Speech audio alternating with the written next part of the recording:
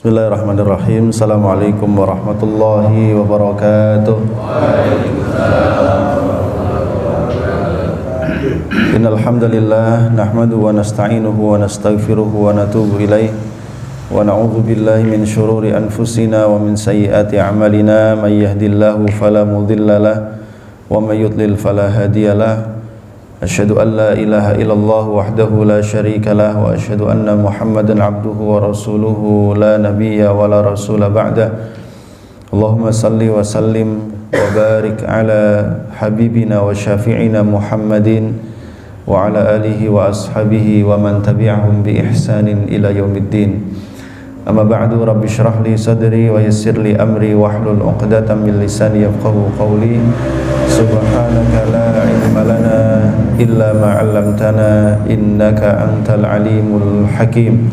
Allahumma 'allimna ma yanfa'una wanfa'na bima 'allamtana wa zidna ilman ya rabbal alamin. Allahumma ati nufusana taqwaha wa zakkiha anta khairu man zakkaha anta waliyuha wa maulaha. Allahumma inna na'udzubika min qalbin la yakhsha' wa min ilmin la yanfa' wa min nafsin la tashba' wa min da'watin la yustajabu laha. Ma'asyiral muslimin, jamaah yang dimuliakan Allah Subhanahu wa taala, alhamdulillah pagi hari ini Allah kembali pertemukan kita dalam keadaan sehat walafiat, dalam keadaan bisa melaksanakan salat subuh berjamaah. Mudah-mudahan Allah memberkahi semua nikmat dan karunia-Nya yang diberikan kepada kita. Allah berkahi umur kita, Allah berkahi rizki kita, Allah berkahi keluarga kita, dan semoga kita diberikan keistiqomahan di atas iman dan Islam sampai akhir hayat hidup kita insyaallah, amin ya rabbal alamin. Pagi hari ini insyaallah kita akan kembali melanjutkan pembahasan kita tafsir surah Al-Fath, yaitu kita akan membaca ayat ke-20 sampai dengan ayat ke-24. Kita mulai dengan ta'awudz. A'udzu billahi minasy syaithanir rajim. Bismillahirrahmanirrahim.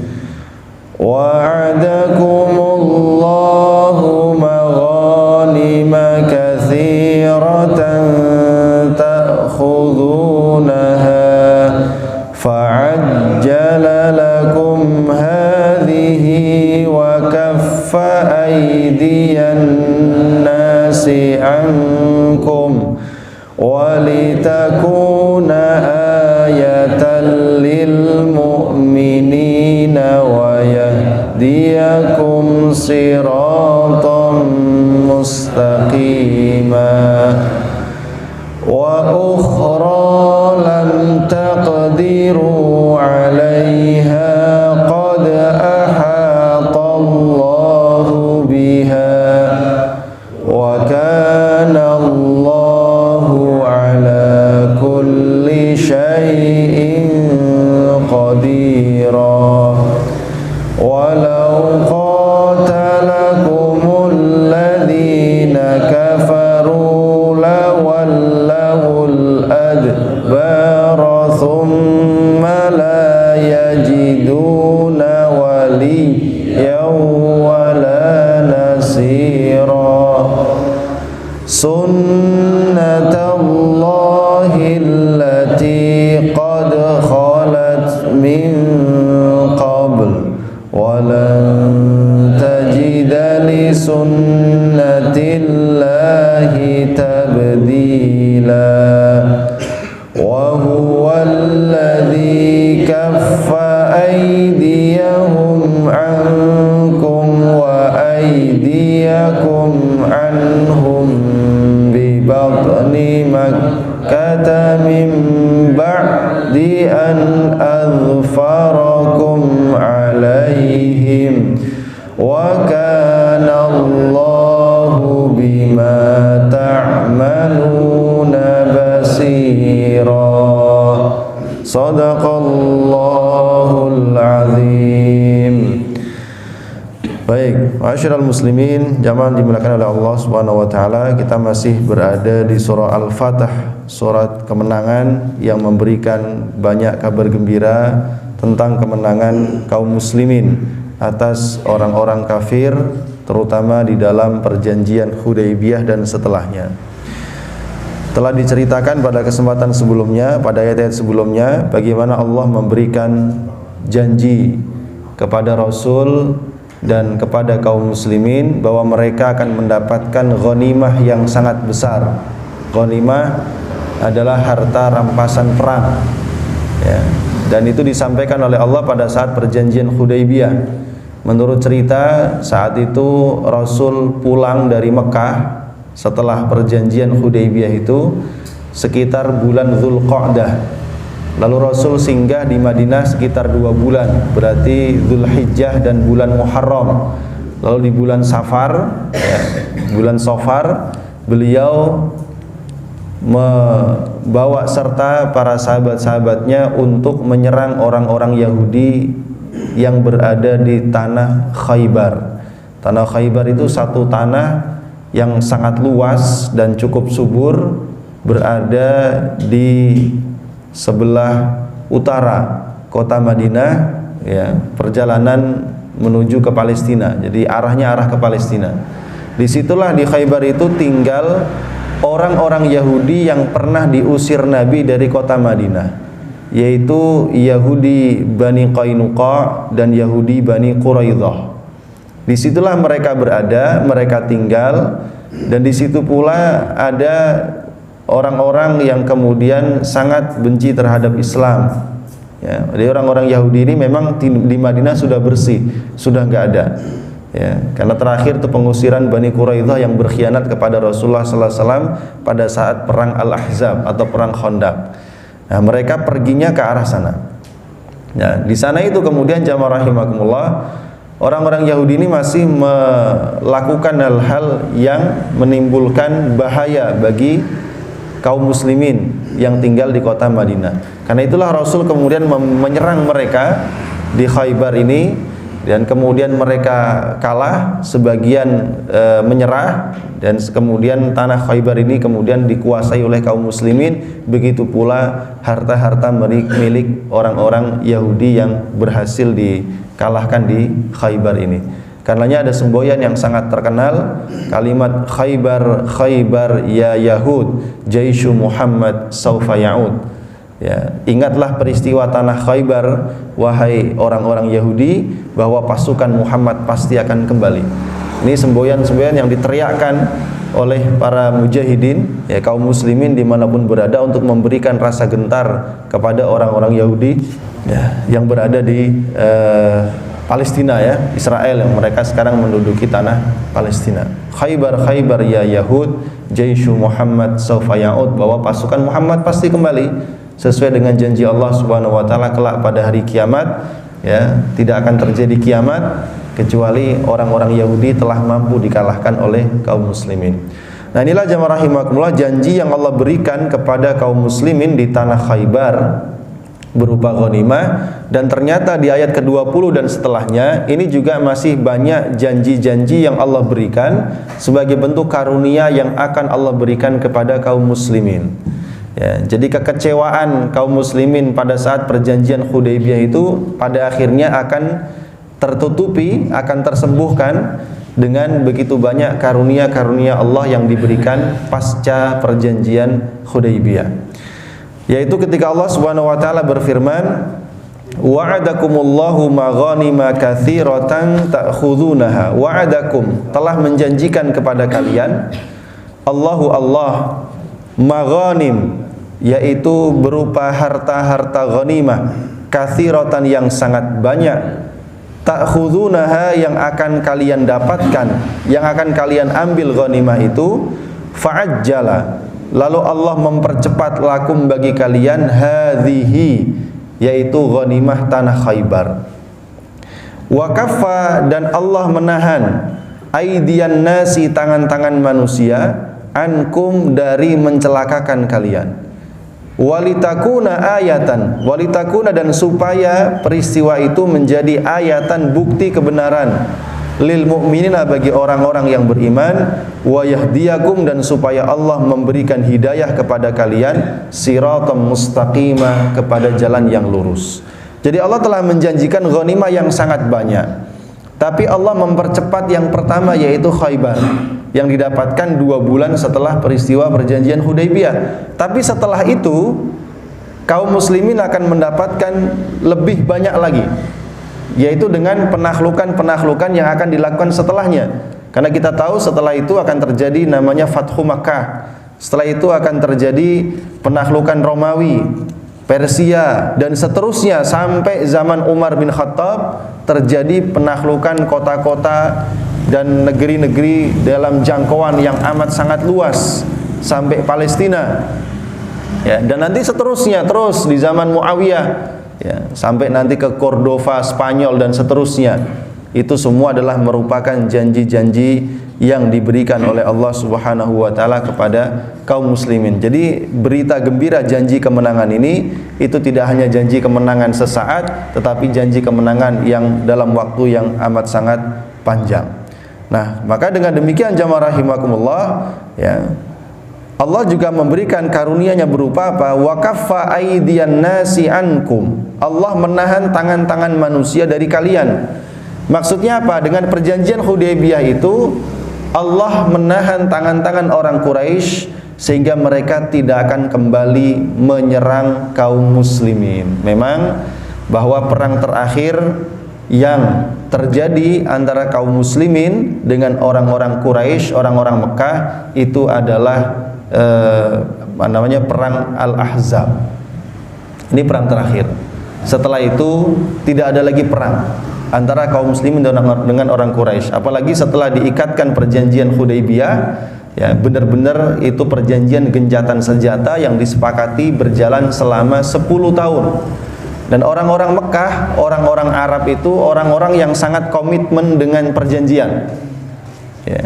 Dan bagi mereka sangat aib kalau mereka sudah membuat satu perjanjian kemudian mereka tidak menepatinya atau melanggarnya. Bagi mereka aib sangat besar, ya. Dan mereka akan merasa sangat malu, tidak cuma di negeri mereka sendiri, tapi malu kepada semua orang di Jazirah Arab, ya. Jadi mereka ini orang-orang yang sangat kuat mempertahankan gengsinya, nama baiknya, ya. Beda dengan orang-orang Yahudi. Kalau orang Yahudi kaum yang tidak tahu malu, hari ini berjanji, besok ingkar, ya. Karena tidak pernah ada, karenanya kemudian tidak pernah ada perjanjian gencatan senjata antara Palestina dengan Israel yang bertahan dalam waktu yang lama. Paling lama 3 hari, ya. Paling lama 3 hari, ya. Nah, itu bedanya orang-orang Arab Mekah dengan orang-orang Bani Israel. Nah, maka jamaah rahimakumullah, dengan tertahannya tangan-tangan Quraisy dari menyerang kaum muslimin, kita tahu sudah pernah kita sampaikan bahwa perjanjian yang diikat untuk masa waktu 10 tahun ini nggak sampai 10 tahun buahnya sudah kelihatan, ya. Karena pada masa antara perjanjian Hudaybiyah tahun ke-6 Hijriah, maka setelah itu orang-orang di kota Mekah yang tadinya Islamnya sembunyi-sembunyi, tidak berani memunculkan identitas keislaman karena takut disiksa, karena takut akan diperlakukan buruk oleh orang-orang musyrik. Sejak perjanjian Hudaybiyah mereka berani muncul dan berani mengaku sebagai seorang muslim. Kemudian yang sebelumnya membicarakan tentang Islam itu merupakan sesuatu yang sangat menakutkan karena dibayang-bayangi ancaman demi ancaman. Maka setelah itu membicarakan Islam itu menjadi sesuatu yang biasa. Maka terjadilah pertukaran pikiran, terjadilah dialog, terjadilah obrolan-obrolan di setiap tempat, ya, tentang Islam dan kaum muslimin. Sehingga orang sedikit banyak mulai tahu tentang apa itu Islam, bagaimana ajaran Islam, bagaimana konsep Islam, ya. Sehingga disebutkan oleh Ibnu Sa'ad, ya, bahwa dalam masa itu tidak seorang pun yang diceritakan kepadanya tentang Islam lalu dia faham sedikit tentang Islam, maka orang itu pasti masuk Islam, ya. Maka dalam kurun waktu dari tahun ke-6 Hijriah sampai tahun ke-8 Hijriah, jumlah orang yang masuk Islam itu jauh lebih banyak, berarti 2 tahun, ya. Jumlah orang yang masuk Islam lebih banyak dibandingkan jumlah orang yang masuk Islam sejak pertama kali Rasul dakwah sampai di tahun tersebut. Bayangkan. Ya, jadi 2 tahun itu orang yang masuk Islam jumlahnya lebih banyak daripada orang yang masuk Islam dari kurun waktu dari pertama hijrah, ya, dari pertama kali dakwah 13 tahun di Mekah plus 8 tahun di Madinah. Berapa itu? 21 tahun. Ya, 2 tahun hasil dakwahnya mengalahkan 18 tahun. Ya. Sehingga kemudian hal ini menjadi sebuah kemenangan besar bagi Islam dan kaum muslimin, ya. Wa kafa aydiyan nasi ankum walitakuna ayatan lil mu'minin. Karenanya kemudian kemenangan ini menjadi bukti kebenaran bagi orang beriman tentang janji Allah yang tidak pernah meleset. Ya.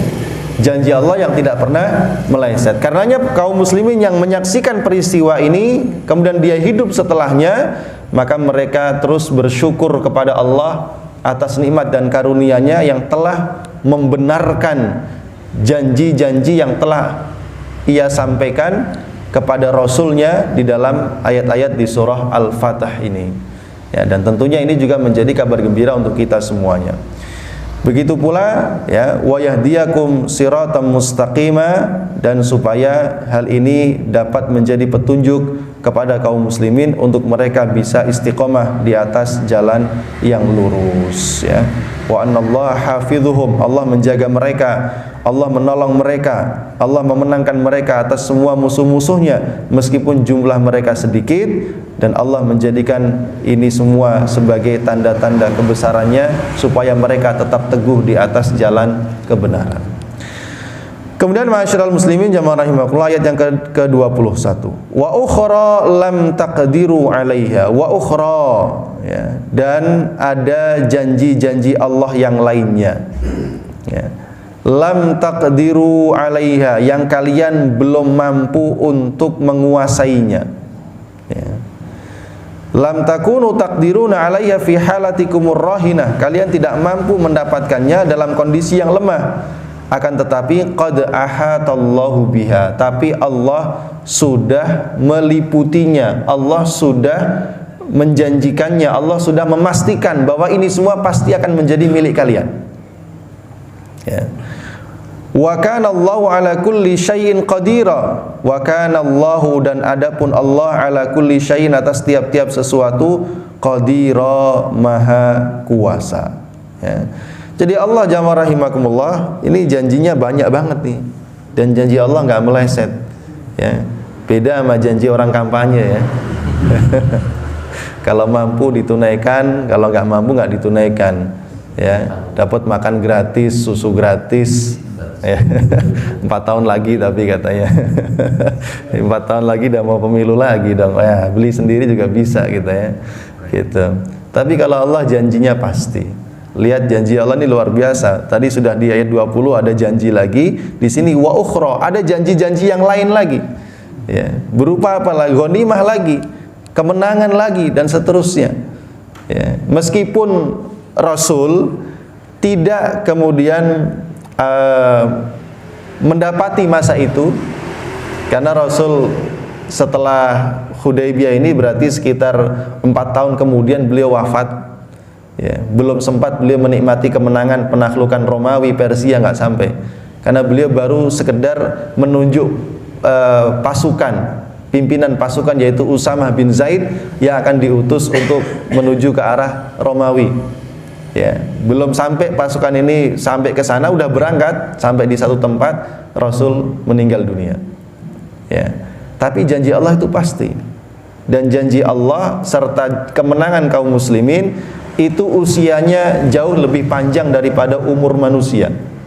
Ya, jadi kalau ada di antara kita ini yang selalu menanti-nantikan janji kemenangan yang Allah berikan, kapan ya terjadinya kemenangan itu? Kapan ya umat Islam ini kembali berjaya? Kapan ya umat Islam ini kembali memimpin? Kapan ya umat Islam ini bisa menegakkan agama Allah? Ya, maka ketahuilah bahwa janji Allah itu pasti terjadi, cuma waktunya kapan? Boleh jadi waktunya setelah umur kita ini habis. Ya. Tapi ala kulli hal jamaah rahimakumullah, ya, yang perlu kita pastikan adalah bahwa kita harus menjadi bagian dari perjuangan agama Allah Subhanahu wa taala. Sekecil apapun kontribusi pengorbanan yang kita berikan tidak bisa dianggap sepele. Ya, karena dulu ya ada seekor burung hudhud, burung yang sangat kecil. Ya, kalau disandingkan dengan kerajaan Nabi Sulaiman yang sedemikian besar dan luas dan kuat, dia hanya seekor burung kecil. Tapi lihat ketika dia memberikan informasi, dia terbang dari Palestina ya, sampai ke Yaman, negeri Sabah, itu daerah Yaman, jauh sekali jaraknya. Ya, dia kembali kepada Nabi Sulaiman dengan membawa informasi bahwa di sana ada suatu kaum, suatu negeri dipimpin seorang ratu dan mereka menyembah kepada matahari. Ya. Lalu Nabi Sulaiman menindaklanjuti informasi itu dengan berkirim surat mengajak Ratu Balqis untuk masuk Islam. Ya, Ratu Balqis membalas dengan hadiah. Ya, sampaikan lagi, saya nggak butuh hadiah. Kalau kamu nggak nurut, kita datang dengan pasukan yang nggak terbayangkan besarnya. Ya, maka yang terjadi adalah penaklukan negeri Sabah. Kerajaan Nabi Sulaiman semakin luas. Artinya apa? Dengan informasi sedikit dari burung hudhud itu telah memberikan kontribusi besar di dalam perkembangan agama Allah Subhanahu wa taala.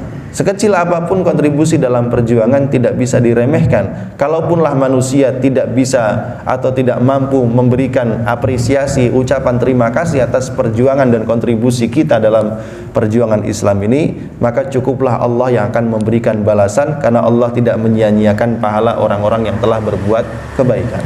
Ya. Jadi wa ukhra lam taqdiru 'alaiha. Ada janji lain yang Allah janjikan kepada kalian dan kalian belum mampu mendapatkannya, tapi Allah sudah memastikannya. Qad ahatallahu biha. Allah pasti akan menguasakan itu semua kepada kalian. Ya. Kemudian wa kana Allah ala kulli syai'in qadira, ditutup ayat itu dengan kalimat bahwa Allah itu maha kuasa untuk melakukan apapun yang Dia kehendaki. Ayat berikutnya, walau qatalakumul ladzina kafaru, walau qatalakum, dan seandainya mereka orang-orang musyrik itu memerangi kalian, alladzina kafaru, yaitu orang-orang yang kafir, lawallawul adbar, maka mereka pasti akan berbalik ke belakang. Maksudnya apa? Mereka pasti kalah. Tsumma la yajiduna, kemudian mereka tidak akan mendapati waliyan, seorang pelindung, wala nasira, dan tidak pun seorang penolong. Jadi kalaupun seandainya di waktu perjanjian Hudaybiyah itu terjadi peperangan beneran, karena saat itu Rasul dengan 1.400 sahabatnya itu sudah siap-siap dicegat oleh Khalid bin Walid dengan 80 pasukan berkuda. Ya, di jalur utama dari Madinah ke Mekah itu Khalid dengan 80 orang pasukan berkuda dengan senjata lengkap sudah siap menghadang kaum muslimin. Ya. Tapi Allah berikan informasi kepada Rasul tentang hal itu, maka beliau kemudian mencari jalur yang lain. Ya. Jalur yang tidak biasa, menyusuri wilayah pesisir yang akhirnya sampai ke tempat yang disebut dengan Hudaybiyah. Nah, maka Allah selamatkan mereka dari Khalid. Ya. Dan juga waktu sudah di Hudaybiyah, sebenarnya beberapa kali datang utusan dari Mekah, yang sebagian di antara mereka juga pun membawa senjata, siap untuk menyerang kaum muslimin. Ya. Kalau seandainya benar-benar terjadi peperangan, apa janji Allah? Walau qatalakumul ladzina kafaru, seandainya orang-orang kafir itu benar memerangi kalian, lawallawul adbar, mereka pasti kalah. Padahal saat itu Rasul dan kaum muslimin tidak membawa peralatan dan persenjataan perang. Yang dibawa hanya ya, pisau-pisau biasa, pedang-pedang biasa yang biasa dibawa oleh orang yang safar. Ya, bukan senjata perang, bukan. Ya. Tetapi Allah telah menjanjikan kemenangan dan menjanjikan kekalahan bagi orang-orang yang kafir. Ya. La yajiduna waliya wala nasira, dan mereka orang-orang kafir itu tidak akan mendapati seorang pelindung ataupun seorang penolong bagi mereka. Ya. Artinya sudah pasti kalah. Dan hal yang seperti ini Allah katakan sebagai sunnatullahi allati qad khalat min qabl. Ya. Inilah yang disebut dengan sunnatullah. allati qad khalat, yang telah berlaku, min qablu, sebelumnya.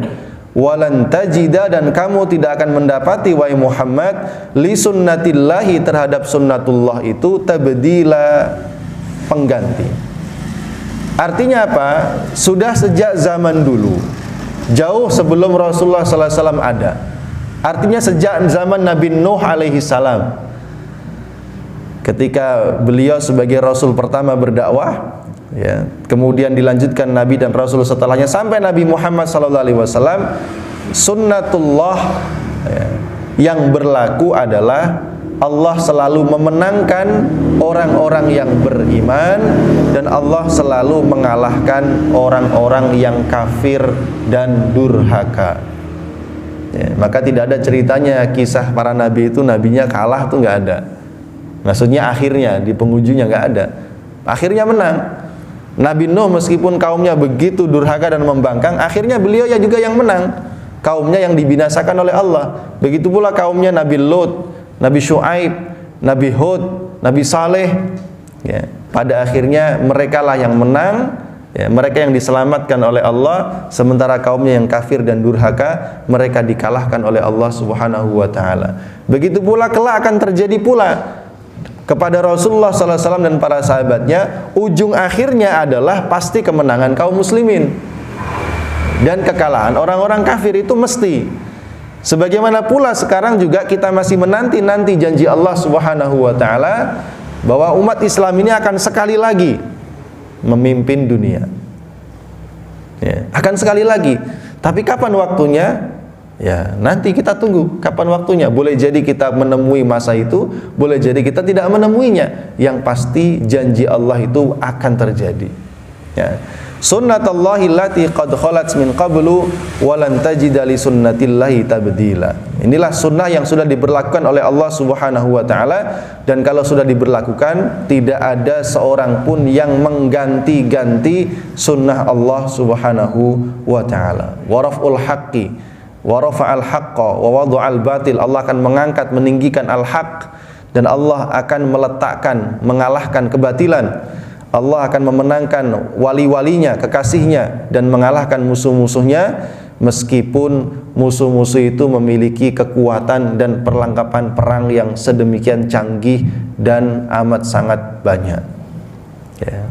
Apapun ceritanya, tetap disebut dengan Hizbullah.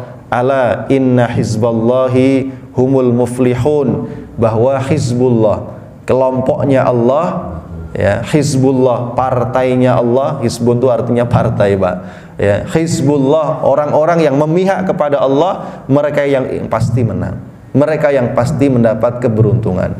Ya, sebaliknya lawannya Hizbullah itu Hizbus Syaitan, kelompoknya setan, pengikut setan, pemihak setan, ya, pemuja hawa nafsu. Ya. Ala inna hizbas syaitani humul khasirun, para pendukung setan pasti akan merugi. Ya, merugi di dunia, merugi pula di akhirat. Ya. Wa huwa alladzi kaffa aydiyahum ankum wa aydiyakum anhum bi batni Makkah min ba'di an azfarakum alaihim wa kana Allahu bima ta'maluna basira. Wa huwa, dan dialah Allah, alladzi kaffa, yang telah menahan, aydiyahum, tangan-tangan mereka orang-orang musyrik, ankum, dari kalian, sehingga tidak terjadi penyerangan. Wa aydiyakum anhum, dan Allah menahan tangan-tangan kalian, anhum, dari mereka, kalian pun juga akhirnya tidak menumpahkan darah mereka. Ya. Bi batni Makkah, di dalam kota Mekah, mim ba'di an azfarakum alaihim, setelah Allah berikan kemenangan kepada kalian atas mereka. Wa kana Allah, dan Allah itu bima ta'maluna, terhadap apa yang kalian kerjakan, basira, Allah Maha melihat. Jadi saat itu memang kalau kita bisa membayangkan kita berada di sana, situasinya sangat genting. Ya, hampir-hampir saja terjadi peperangan.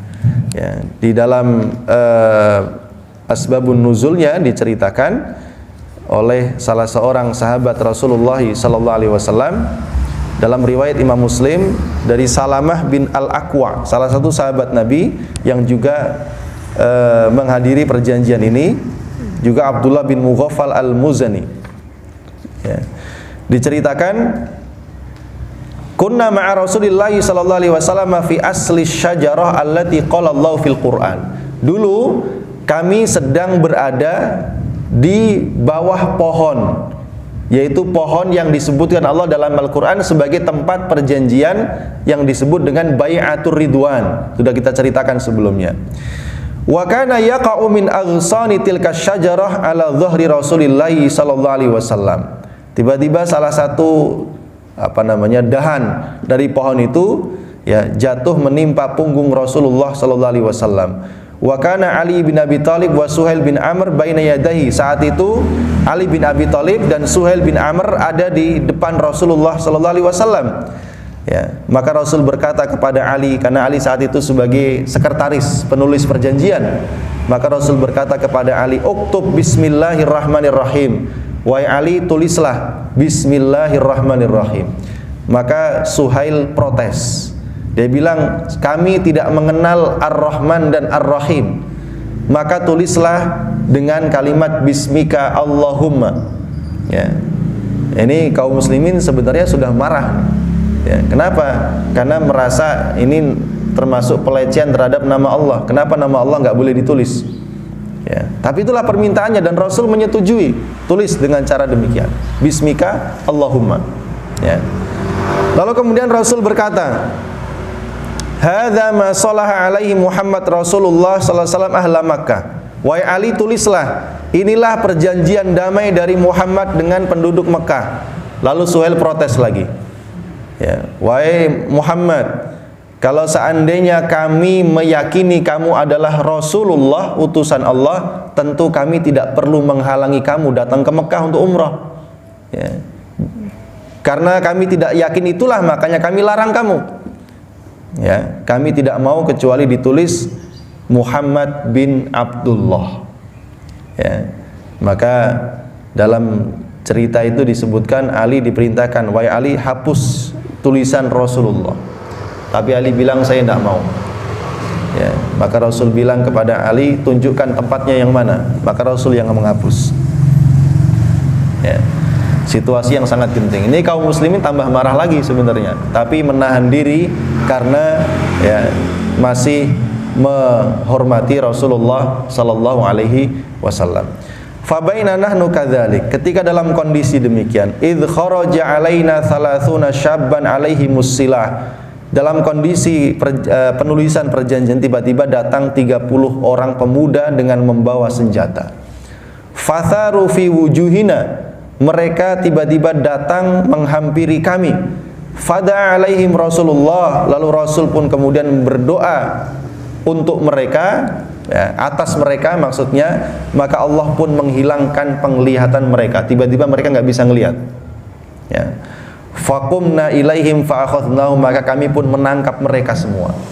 Faqala Rasulullah, maka Rasul pun kemudian berkata, apakah kalian datang ya dengan membawa perjanjian seseorang, dan apakah kalian datang ke sini dengan jaminan keselamatan dari seseorang? Mereka mengatakan, la, tidak.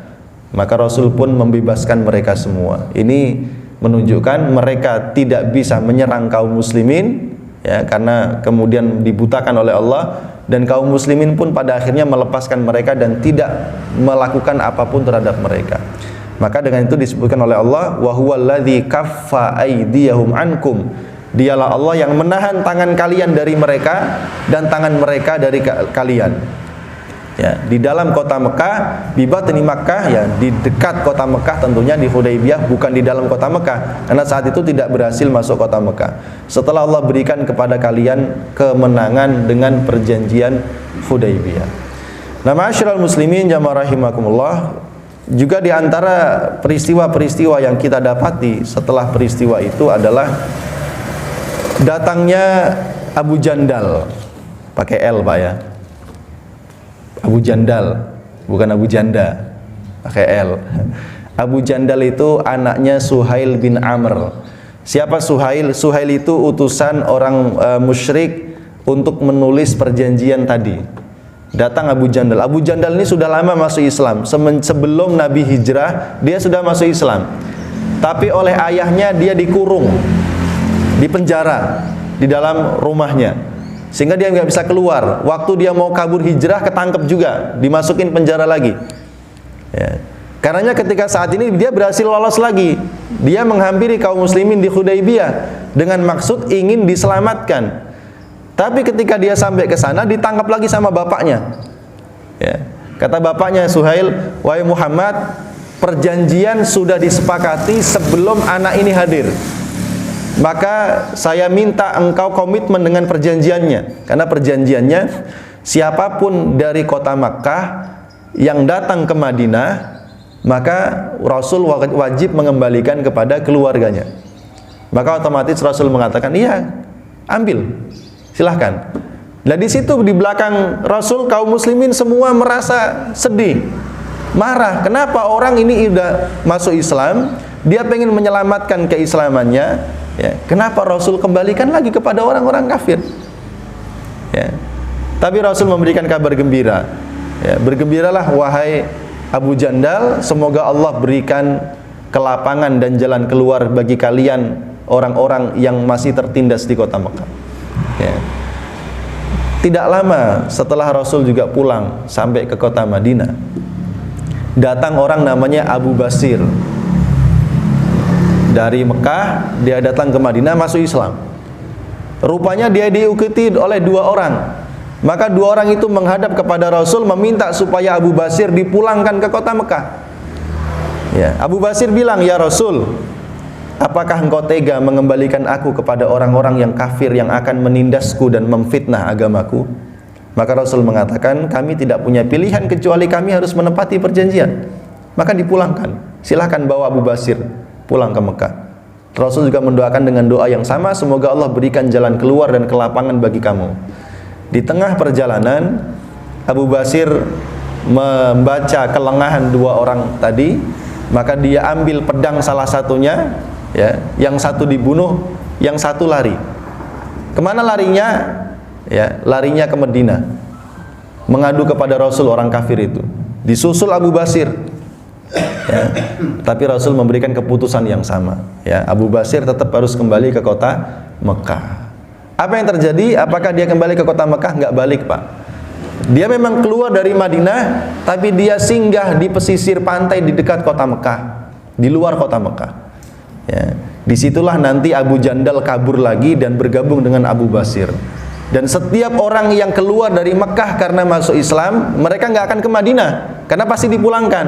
Maka mereka bergabung dengan Abu Basir di lokasinya. Dan mereka ini karena di tempat katakan pengungsian, tidak punya pasokan makanan dan lain sebagainya, kalau mereka mendengar ada kafilah dagang orang Mekah yang akan berangkat ke Palestina, pasti dicegah, pasti diambil itu harta mereka, pasti diserang.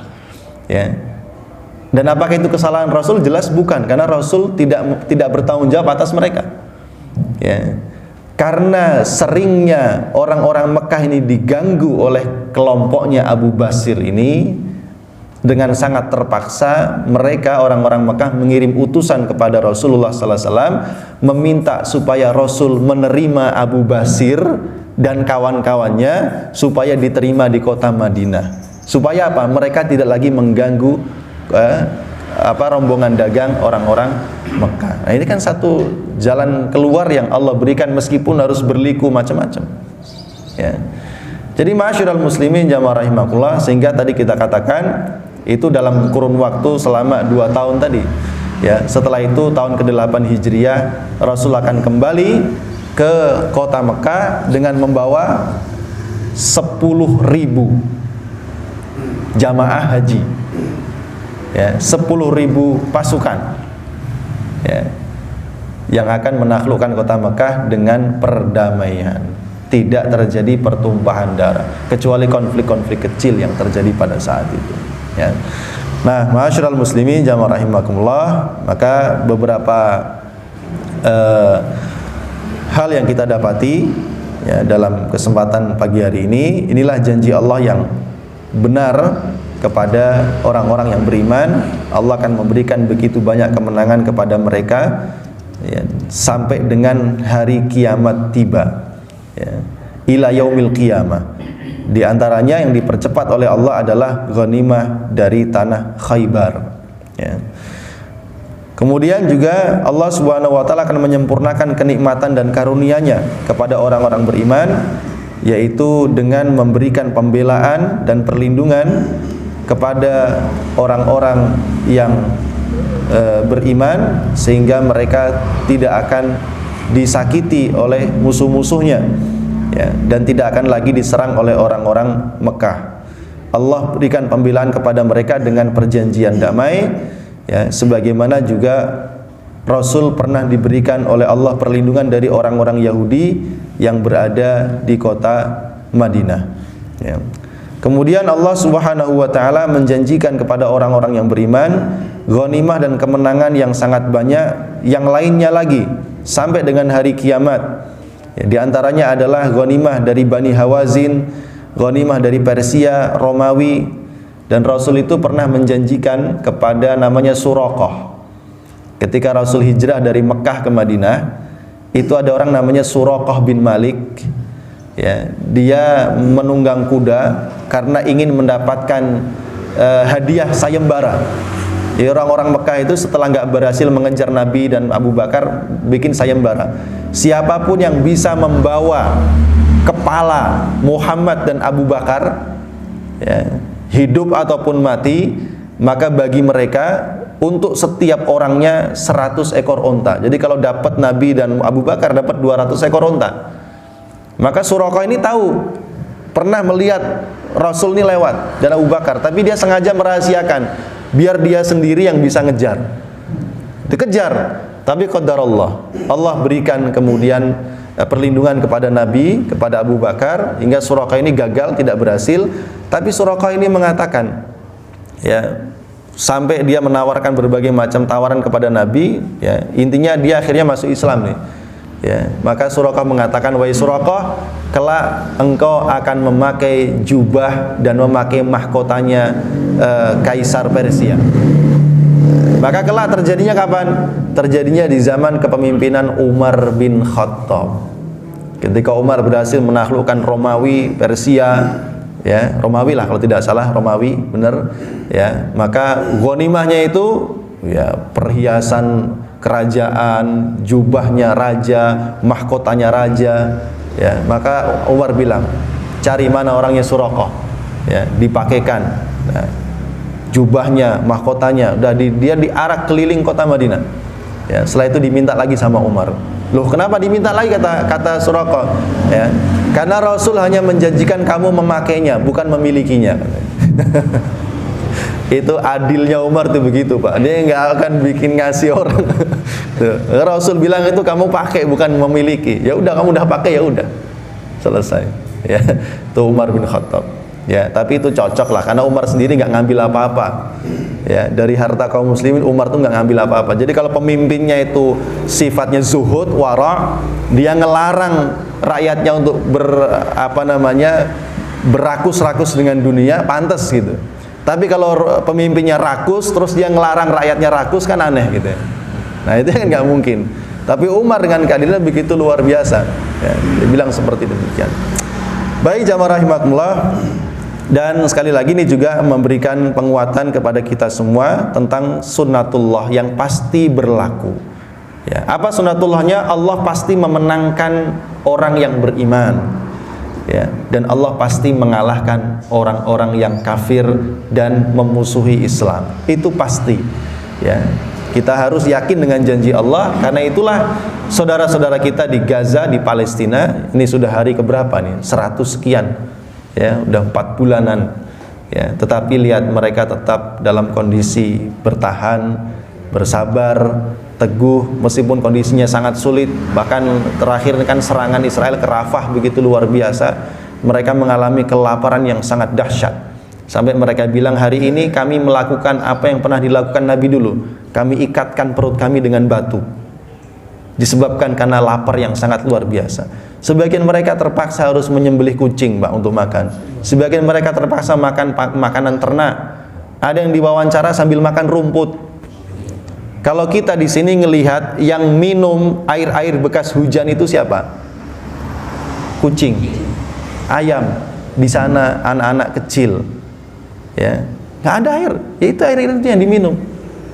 Ya, tapi mereka tetap yakin dengan janji Allah Subhanahu wa Ta'ala. Nah, itu yang menarik dan harus menjadi pelajaran besar untuk kita semuanya. Kalau mereka dalam kondisi yang sangat sulit seperti demikian mampu bertahan dan tetap yakin kepada Allah, tentu kehidupan kita yang tidak sesulit mereka, walaupun beras mahal, lain-lain mahal gitu ya. Ya, kita mungkin kecewa sama pemilu, ya, kecewa sama KPU. Yang penting jangan dendam sama KPU, nggak boleh.